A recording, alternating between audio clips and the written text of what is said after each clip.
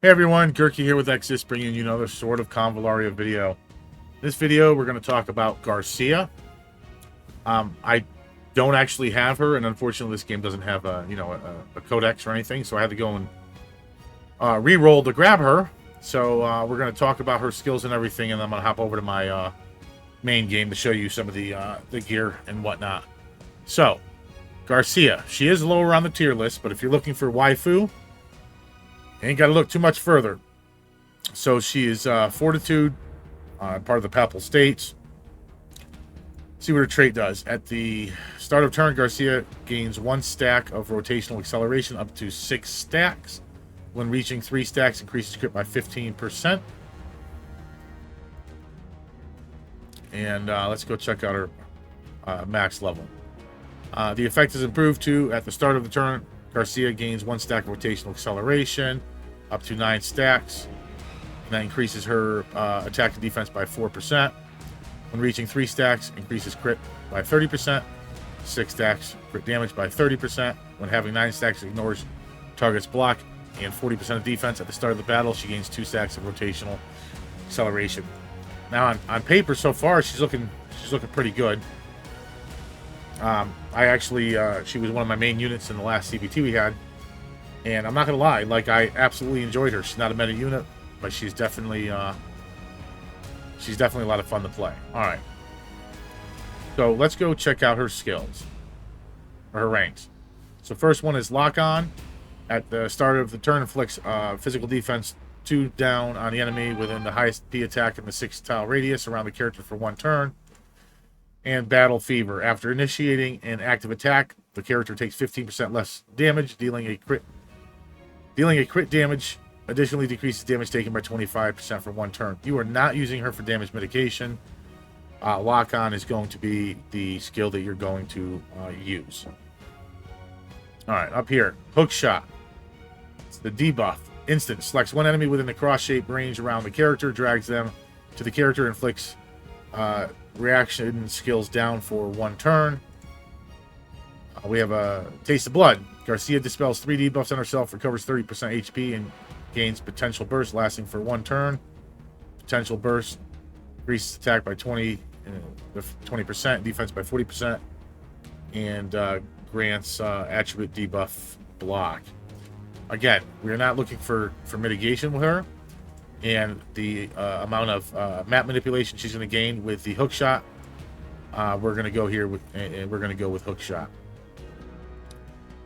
All right, counterattack. When hit by an active attack from the front or side, performs a basic attack to strike back.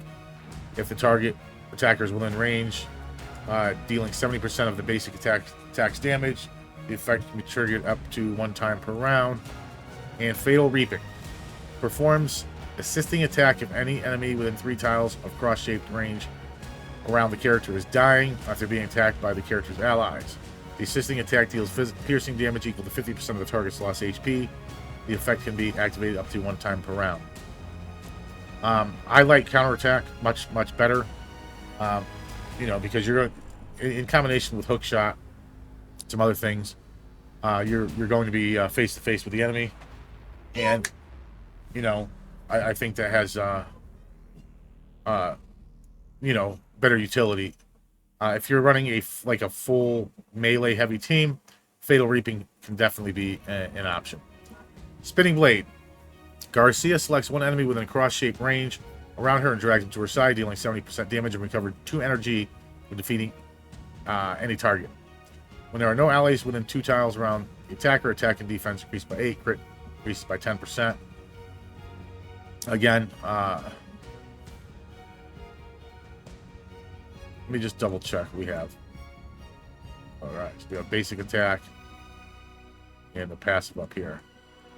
I like Spinning Blade. I like the manipulation, same manipulation that Hookshot gives over Lone Ranger, especially since you're going to be pulling units to you. You're not going to be pulling them away from everybody else in most circumstances.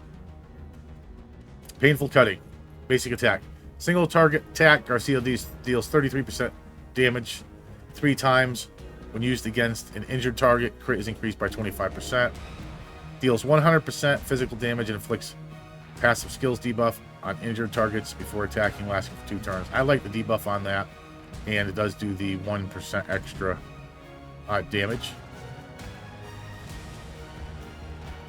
Gale Dance. Deals 75% AoE damage to all enemies within a 2-tile radius around the character before attacking. Gains crit 2 for 2 turns. If there's no ally within 1 tile of the target before attacking, inflicts Isolate. Debuffs the character. The character becomes immune to allies or effects. That's not too bad. And dodge debuff on the target. This effect lasts for 2 turns and can be activated up to 1 time per round.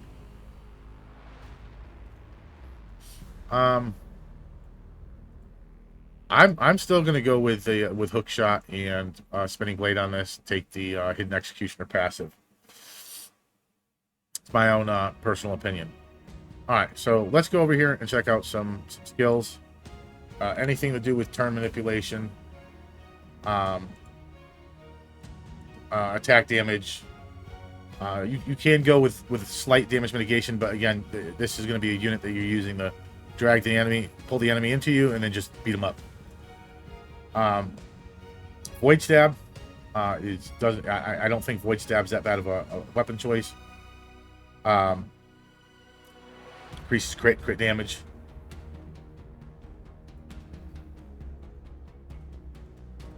This isn't too bad.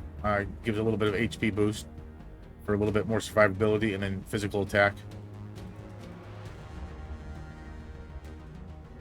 Yeah, see, this is another one of those ones where the cornucopia dagger, where you can go in there,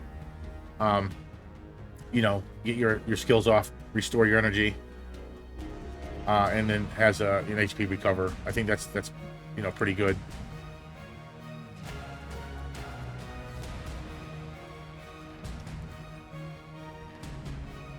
You know, this cooling powder, depending on the content you're playing, I actually like it because there's some bosses and some bigger enemies that give you the debuff to where you can't be healed. If you're running Inanna or Lash or Priest or whatever, and you're relying on their heals, I think that's a basic one to go with. Now, Maverick's Cloak, if you decide to go the other route with the 2 skills for Garcia that give her buffs and boosts, if there's no other you know, allies within range, I think Maverick's Cloak will be a great choice.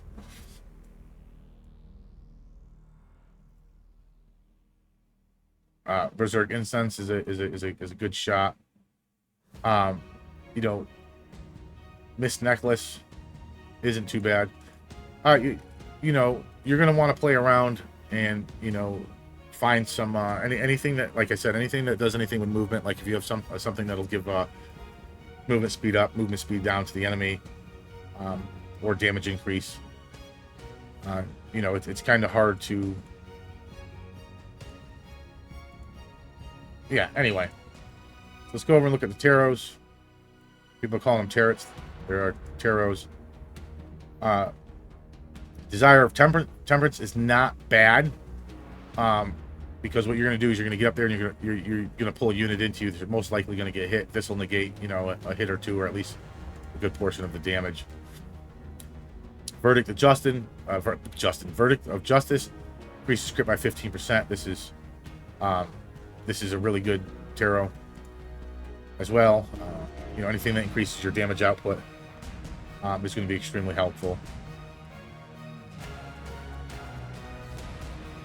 That's not going to really do you any good because you're not having her built up for with HP.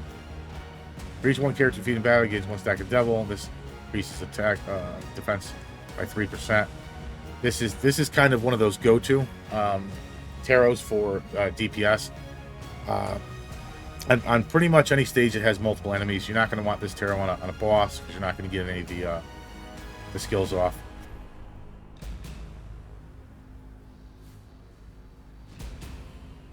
I mean, if you go with the AoE skill, Dream of the Magician could be something that can be used.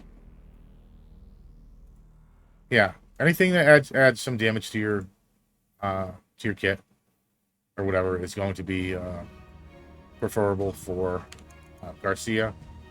Again, like I said, I used her in the last beta.